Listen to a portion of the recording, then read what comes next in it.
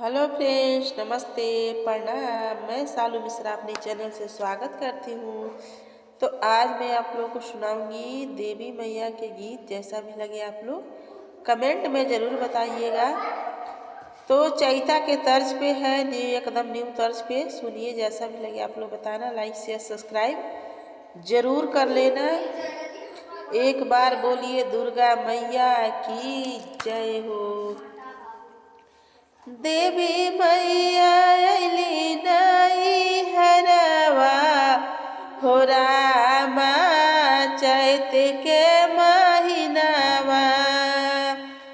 देवी मैया अली नई हरवा हो रामा, चैत के महीनावा।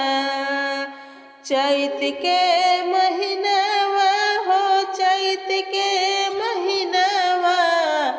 सातो बहिनी अली नई हरवा हो रामा, चैत के महीनावा। सातो बहिनी अली नई हरवा हो रामा, चैत के महीनावा।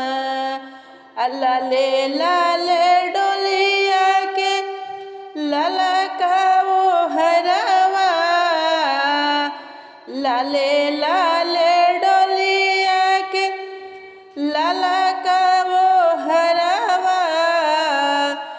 भक्त सब लगल बा को हरवा हो रामा, चैत के महीनावा। भक्त सब लगल बा को हरवा हो रामा, चैत के महीनावा।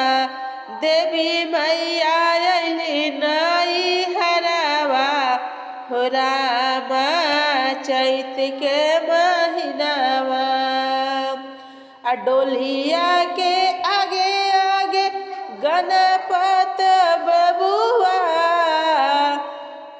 डोलिया के आगे आगे गणपत बबुआ।